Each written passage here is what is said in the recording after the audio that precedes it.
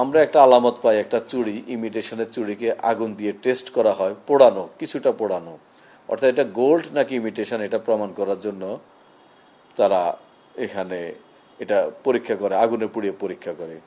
ওই আলামত থেকেও আমাদের একটা যৌক্তিকভাবে সন্দেহ আসে যে স্বর্ণের দোকানের কোনো কারিগর বা স্বর্ণের ব্যাপারে জানে, একটু টেকনিক্যাল নলেজ আছে, এরকম কেউ জড়িত থাকতে পারে। আর এই বাসায় ডাইনিং টেবিলে যে ফয়েল পেপার পাওয়া যায় সেটা থেকে আমরা যৌক্তিকভাবে বুঝতে পারি যে যারা খুনের সাথে জড়িত এক বা একাধিক লোক, এরা ইয়াবা আসক্ত। আর যেহেতু মেইন গেটের দুইটা মেইন গেট খুবই শক্ত গেট, দুইটা গেটে বন্ধ, কোনো রকম ভাঙ্গাচুরা হয় না, আচর হয় না, তার মানে তারা বাইরের থেকে প্রবেশ করে নাই, তারা ভিতর দিয়ে প্রবেশ করেছে। আর ভিতর দিয়ে প্রবেশ করতে গেলে, ছাদ দিয়ে প্রবেশ করতে গেলে পাশে একটাই বাড়ি, সেই বাড়ির উপর দিয়ে, অর্থাৎ আসামিরা যেই বাড়ির উপর দিয়ে গিয়ে ঘটনাস্থলে যায়, আমরা মামলা সুপারভিশনে গিয়ে আমাদের টিম সহ আমরা ওই দিক দিয়ে প্রবেশ করি ঘটনাটা বোঝার জন্য। দুটো বাড়ি, যে বাড়ির উপর দিয়ে তারা আসে, এই বাড়ি দুটার দূরত্ব মাত্র 2 ফিট। তো 2 ফিট খুব ছোট্ট একটা জায়গা, এটা পার হওয়া কোনো কঠিন বিষয় না। 2 ফিট জায়গা পার হয়ে তারা এখানে আসে। এখানে পানির ট্যাঙ্কি আছে, ট্যাঙ্কির আড়ালে বসে তারা ইয়াবা খায়। এর আগে ওরা ইয়াবা সেবন করেছিল। এই ইয়াবা সেবন আগেও করেছিল, হয়তো গণপতি স্যার সেটা কখনো টের পান নাই, এটা তাদের জন্য একটা নিরাপদ জায়গা ছিল। তো ইয়াবা সেবনের প্রেক্ষিতে তারা যার থেকে ইয়াবা কিনে নিয়েছিল সেই নামটা তারা আমাকে বলেছে, যার থেকে তার নাম হলো প্রশান্ত ওরফে খুশি।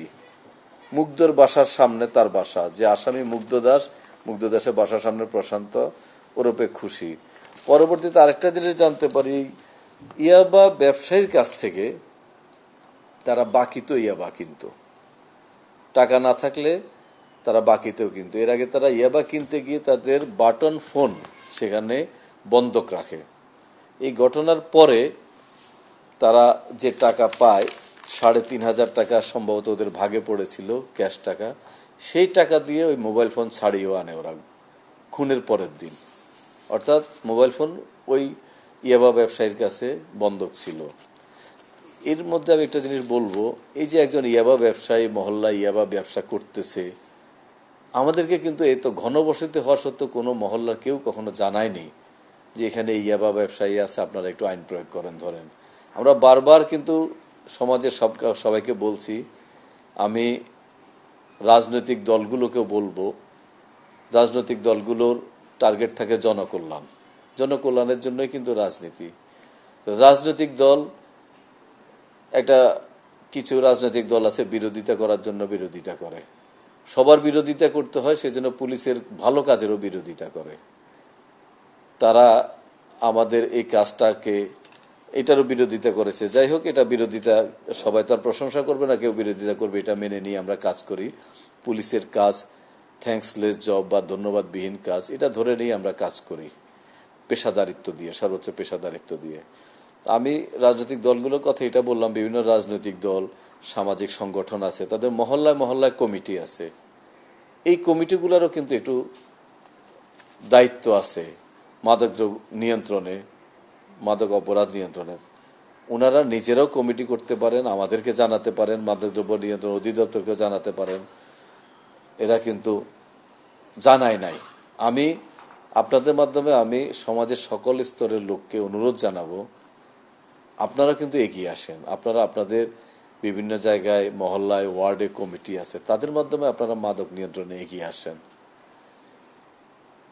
আর ইয়াবার ব্যাপারে আমার পর্যবেক্ষণ অভিজ্ঞতা থেকে আমি একটা কথা বলতে চাই, পরীক্ষা নিরীক্ষা ছাড়া, এটা তো কেমিক্যাল পরীক্ষা নিরীক্ষা করলে বোঝা যাবে এটার ভিতরে কি আছে না আছে, বাট আমার পর্যবেক্ষণ যেটা, আমার চাকরি জীবনের অভিজ্ঞতা যেটা আমার মনে হচ্ছে, যে বর্তমানে ইয়াবাতে সম্ভবত এমন কিছু মিশিয়ে দেয়া হচ্ছে যাতে করে ইয়াবা সেবীরা এটা এই নেয়ার পরে, ড্রাগটা নেয়ার পরে তার কোনো, মানে সে যে কোনো পশুবৃত্তি, পশুর মতো সে যে কোনো অপরাধ করতে পারে। তো যাই হোক, এটা কেমিক্যাল অ্যানালাইসিসের বিষয়, সেদিকে আমি যাব না। এরপরে ওরা এখান থেকে স্বর্ণালঙ্কার গুলা নেয়, সেই স্বর্ণ অলঙ্কারগুলো নিয়ে তারা একজনের বাসায় রাখে, যিনি জানেন না, যিনি ঘটনার সাথে সম্পৃক্ত নন, উনার বাসায় রাখে। পরবর্তীতে সন্ধ্যার পরে তারা গিয়ে মন্দিরের পাশে একটা পরিত্যক্ত বাড়ির মাটির নিচে লুকিয়ে রাখে। আমরা এই বিষয়গুলো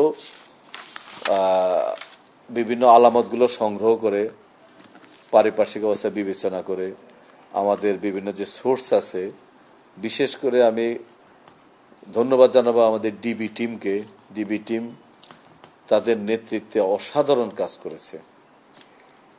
আমাদের ডিবির যে ইনচার্জ আছে ডিসি ডিবি সনাতনের নেতৃত্বে